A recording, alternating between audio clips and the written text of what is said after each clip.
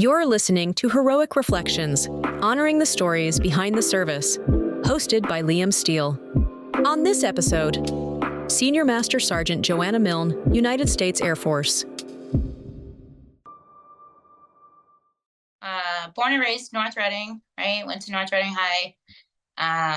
It was not amazing at school.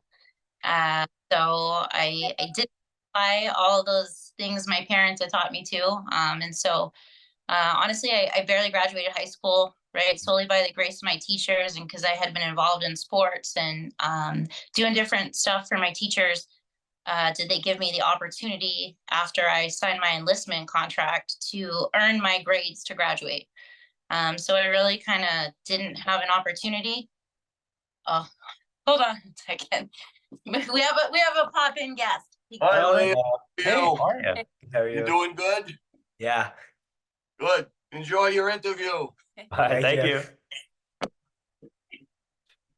Sorry, that's what happens when you're with family, right? Yeah. Yeah, so that was my opportunity to get out of North Reading, and try to build my life for myself, essentially. Okay. And why did you pick the Air Force over other branches? Yeah. I only met with an Air Force recruiter. So an Okay. Air Force recruiter happened to be right outside the cafeteria one day when we were coming out of lunch, and he was like, "Are you interested?" I was like, "I have no idea."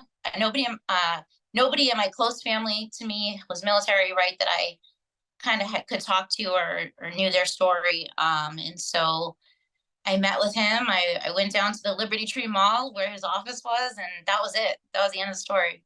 Wow. Wow. That's And, quick. and how, so you went after you graduated and you went to basic and kind of got started from there?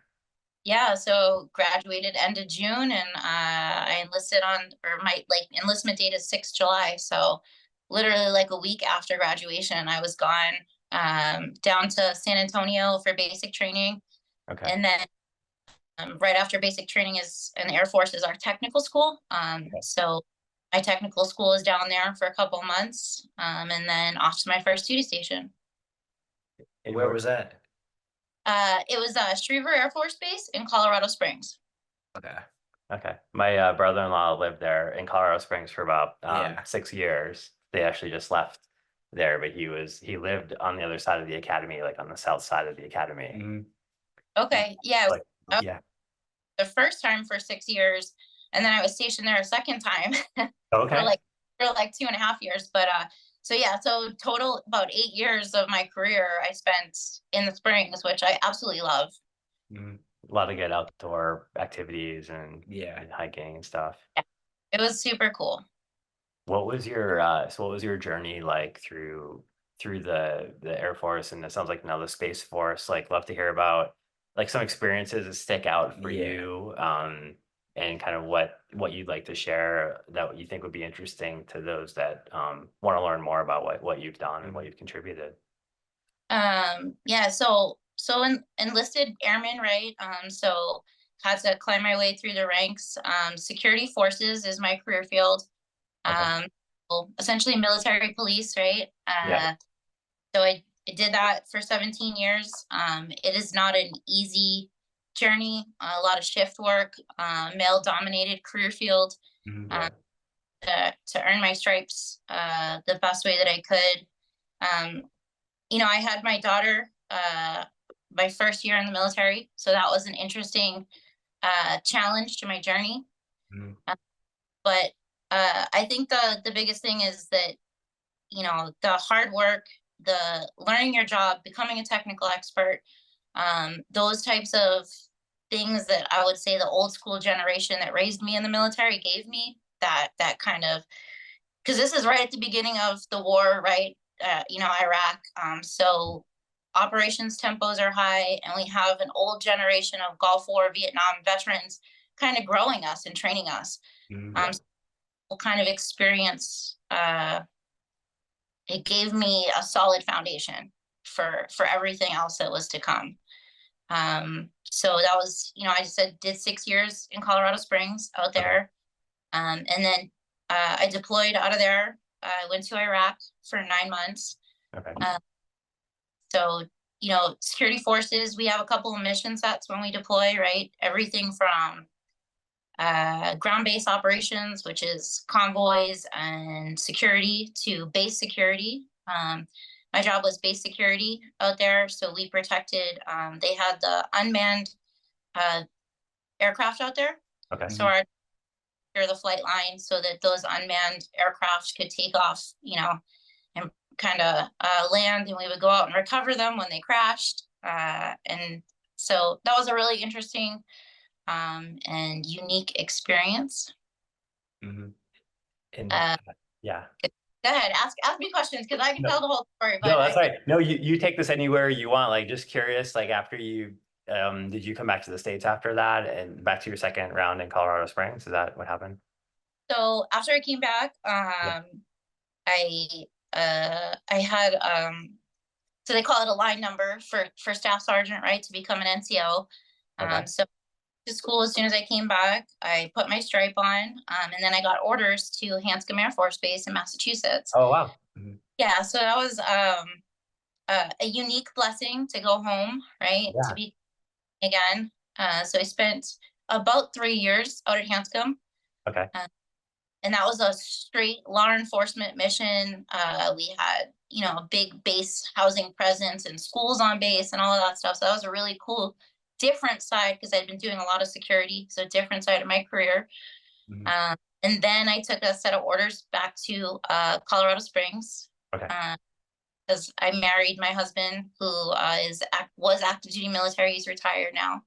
Okay. So back to Colorado Springs. I finished out my 10 years of active duty, and then I decided I needed to change. Yeah. Because I was very, we talk about veterans and their journeys, but not a lot of people will talk about the burnout and the mental and physical toll, right, of just grinding it out years. So then I transitioned into the reserves, where I've spent the last 10 years supporting different reserve missions, and still being able to put on my uniform and, do a whole civilian career, right? And earn 2 degrees, bachelor's and my master's, right? So kind of a whole side of the coin the last 10 years. Yeah. And how did that change for you? So when you went into reserves, and just like, what did you take away from your experiences being a full-time airman that you're able to kind of like take with you and help grow your career after you finish your full-time? So when I left active duty, you leave as a very seasoned NCO, strong foundation of how to be an expert at your job, right? And how to, when you don't know the answers, you go look for them, you go find them, and you do it the right way.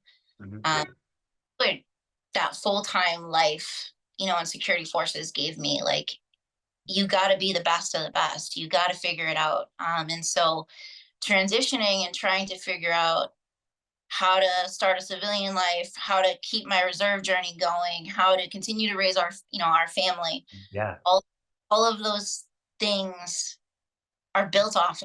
I have an amazing family, obviously, and good value system, but they're built off that work ethic that I learned on active duty, right? Yeah. Yeah. So. It's in a position of leadership as an NCO, you've had to deal with all sorts of people, different types of people, all walks of life. I'm sure you've had some amazing experiences, like helping people, but also dealing with people that were not cutting it. I deal with it like in my professional life, like managing people, but how did you handle those experiences? Like, how did you know that the goal was to like help everybody, right? And kind of pick up the base? Like, how did you deal with that? So I'm still dealing with it now. It's right. Yeah. So now in the reserves, I'm what we call a first sergeant. Yep. So, so I've transitioned kind of out of my career field, and when you become a first sergeant, you get to lead at the top levels within your squadron, right? It's the commander, sergeant, and the chief, and they run the squadron. And so my job is all people now. The operational side has kind of not taken a back seat. It never does. But so I think it's hard. The military is not for everybody. And now I have to look at the person, not just the airman, and say, what's the best for you as a person? And how to navigate what it is that you really want. You know, are you, it's, you know, when you're younger, right? They're like, how do I say this the best way? I'm trying to find the right words. It's not that they're shoving the Air Force down your throat, right? But they're trying to indoctrinate, trying to make you believe so that you are invested, and that so that, you know, you retain yourself and you continue the mission. Now it's different. I don't, if this is not what you want and you're not, you know, in it, then let's find where you're in it, because you're not going to contribute to the mission effectively, right? Right. So I think listening is listening, right? I do a lot of listening. Yeah. A lot of answers, but I know how to listen well, and I know how to reflect back to people what it is I think that they are trying to. You gotta get yourself, motivate yourself, right? And sometimes Yeah. you just need a good sounding board for that. Yeah. Very cool. Do you Yeah, were you deployed anywhere else besides the Colorado Air Base during in your? Iraq? Yeah. Yeah. Yeah. So the second time I went back to Colorado, I deployed again to Kuwait, where we had another cool mission. We did flyaway security. Mhm. Security forces, super dynamic career field, like I said, and so there are specialists within the career field who all they do is attach themselves to aircraft, and whenever those aircraft go, they go with them, right? Security, Okay. so they those aircraft. But during the height of the war, and even, you know, on the downswing of it, there was not enough of those specialized security forces airmen to maintain our airflow in the Middle East, Okay. and so they would train up regular security forces airmen to perform those flyaway security missions. So I got to do that in 2014, and that was unique because that was when we surged back into Iraq. So we had already withdrawn from Iraq, Yeah. and in 2014 is when ISIS kind of stood itself up, and so we were very busy that summer moving Marines, moving equipment. So that was, I would say that was probably the first time, and I had been in the Air Force almost 10 years at that point, that I really saw the might of the entire Department of Defense come together so quickly Yeah. I mean, we literally had like 400 Marines on the ground overnight. And I'm like, where did all these Marines come from? And equipment that had been staged all over the world, that was delivered so that we could, you know, execute this mission. And that changes your perspective, right? When you're Yeah. younger, kind of growing through, and you get to see this high level operation happen. Yeah, it was That's a pretty. good magnitude, like of like all the coordination required to get boots on the ground. Yeah. Yeah. Yeah, when you're a part of those operations now at the different level that I'm at in my career, I understand what it looks like on the execution side because I've been on the ground while it's happening. So now when you're planning and you're doing a lot of the strategic stuff, you try to remember those moments, right? So that Yeah. you don't make poor decisions and choices for everybody who's impacted. Makes sense. When you were like for people that are thinking about the military as a career, What advice do you have for them? It's changed a lot in 20 years, right? I've been in 20 years. Things have changed a lot. I joined when we were in the middle of war. Now we have dwindled down from that operation, and now, you know, our efforts and our focus are on China and Russia, and a much different kind of warfare that we're going to face in the future. So, you know, when you talk about advice for somebody, like, you have to be able and flexible, right? From the things, and I think that was true then too, but at least everyone knew the war that we were in, right? Yeah. Whether if you were going to be a part of it or not, that's a little bit different, but you knew, you know, that you were potentially going to the Middle East.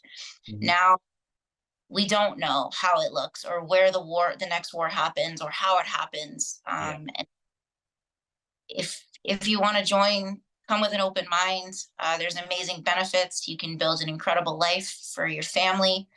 Um, there's so many skills, that that school will never teach you. All those people and human skills and interacting with people from all over the country and all over the world.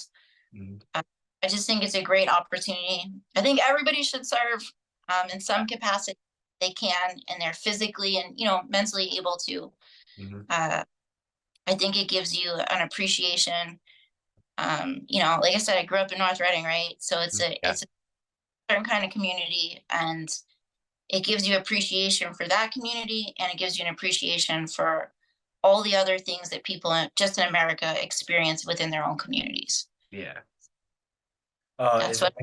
Yeah, sorry. Is there Okay. anything you wish you knew before you joined? Oh man, so many things. Um, I didn't know anything, honestly. And maybe that's good because I had no expectation. Um, is there anything I wished I knew? I wish I had truly had a better grasp on the benefits of joining, right? Like Yeah. you're signing a contract, and when you're young, you're under this impression that maybe those things are uh like taking leave, right? Like taking time off.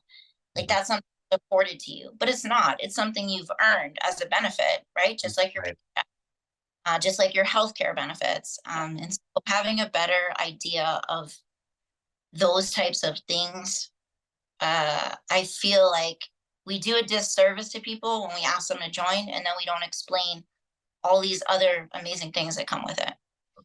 And like the life skills and the Yeah. discipline and the organization and the commitment to serve others. Those have been themes that we've heard talking to Mhm. other folks. I mean, I don't think you sign unless you have some sort of patriotism in your heart, right? Like, Yeah. and I tell that to people when we talk about, people are like, oh, are you worried about the next generation? Are you worried that we won't have enough people to fight? And I say, if I believed that patriotism was no longer alive, one, I don't think I could wear the uniform anymore. And Yeah. two, I, I, I don't believe it. I just don't believe it in my heart. I think that when, the occasion happens, that people will rise to the occasion, and they'll make that commitment to serve other people. Yeah. Yeah. Interesting question. One of the things in talking to some of the folks, we heard, people were put in those situations to not necessarily to the games, to be successful, but to see how you handle So- adversity and Like certain challenges. situations. Yeah. And more to have to get those experiences. So when you're in the real environment, you have a baseline you could work off of. Was that a similar thing that you experienced too? Yeah, I think all of our training is designed that way, right? Yeah. Yeah. And so, yeah, that fight or flight designed to make sure that you have that fight left in you when the real situation happens. I would say, like every situation as a young airman is designed to challenge you. When they leave you alone, on a patrol or on a fence line for 12 or 14 hours, and this is Yeah. before we had smartphones. This was before, Mhm. it is. Are you alert? Are you paying attention? Are you, we run exercises during the middle shift. Did you see that person walk up on you? Did you respond and do all the things you were supposed to do? It's all designed to build the foundation, I think. Yeah. Feel that awareness. Mhm. Yeah. Were there any super memorable experiences you had? Mm, I would say, so when I was at Schriever, and then again later when I was stationed at Los Angeles Air Force Base, Yeah. I've been a part of the space mission, right? Which I do on my civilian side. I work for the Space Force. Okay. And so being a part of the space mission and being in so like the first time North Korea launched missiles, it was many years ago. Where I was working, the base I was working at, the missile warning defense system was there. Okay. And as cops, when that happened, that room went on like the highest alert possible. And so we had to secure that room. And it's like weird. You're like, all right, well, this isn't a weapon system, this isn't an aircraft, but it holds the same level of security because we're actively monitoring those weapons, getting ready to launch against those if they entered our airspace. And so I actually got to go in the room, and it's like this crazy NASA looking room, and watch them kind of monitor and be ready to launch, missiles from this room in Colorado Springs. So that was really cool, unique experience that kind of gave me a different look at, space and satellites and how we operate and all the things that those satellites and what we do in touch. Okay. I just have a quick question about that. When you were in the room, was it like the movies with all the giant screens and like maps and like the rows of people? Yeah. It's crazy. You're just like, and I'd been in that building a million times walking, doing patrol, patrol through there, but I'd never been in that room. And this is a building with no windows, right? No, Yeah. and it's just amazing the things that and the people that we have that can execute on this stuff. Mhm. That was cool. And then I would say, so right now I'm a first sergeant for a maintenance squadron for the A-10 aircraft. Okay. So the A-10 Warthog, which is sadly going. It's gonna get retired soon. Yeah. So my unit is actually closing, it's divesting. So, we have to get all the aircraft ready to go to what they call the boneyard. And we have to move all our airmen around to other locations. And so that has been a super challenging and cool experience at the same time. Because this year is like, we're going all the things because it's the A-10's last hurrah. And, really watching them put these aircraft from the 70s up in the sky is a thing. Yeah. Mhm. And so what will happen with the airplanes? Will they go to like a museum eventually, or a boneyard, like they get taken apart and they're scrapped? What? Yeah, they go. So they will go to the boneyard. Some of them probably go. They'll gut them and they'll go like they call them like static. And so they put them out on display for that. But yeah, they're just gonna be sitting in the boneyard until someday they need the parts from them, or they want them in the sky again. Wow. Yeah. Yeah. Yeah. Oh, I think I just have like one last question. Or a couple more, I think. What have you like learned from your time in the service that you've been able to apply to your regular life? Everything. I can't stress it enough. Like from raising my, I would say raising your kids and being an NCO and having airmen underneath you, those jobs very much mirror each other. And so, from those types of skills, how to parent and how to talk to people, and then how to not talk to my airmen like they're my kids, and, treat them like they're adults, and do that kind of stuff. And then, when I took my first civilian job, it was working with veterans and, getting them connected with mental health and other resources. And that was like, it was just listening to people. It was talking to people. It was being able to hear their story and not overshare my own story. And those are skills that I had learned sitting on patrol with somebody for 12, 14 hours talking to. That's what we did. We sat there and we, did what, but then we talked to each other for 12, 14 hours. Mhm. So the Air Force gave me that, right? Because I am an introvert by nature. I am shy. But when I put my uniform on, I can stand in front of a crowd of 200 airmen and address them. And so it gives me that whole other personality. Yeah, that's really cool. You kind of, because you have that authority, and you've earned, like you talk about earning benefits and in time, like you've earned that authority through your work, and like you have the right to be there and be that leader. Yeah. Yeah, Yeah, definitely. very cool.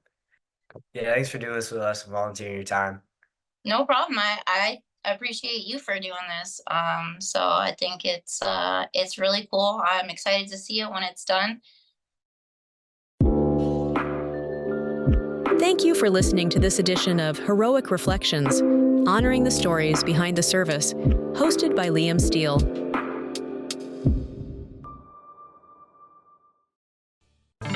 This podcast is part of the NORCAS Podcast Network.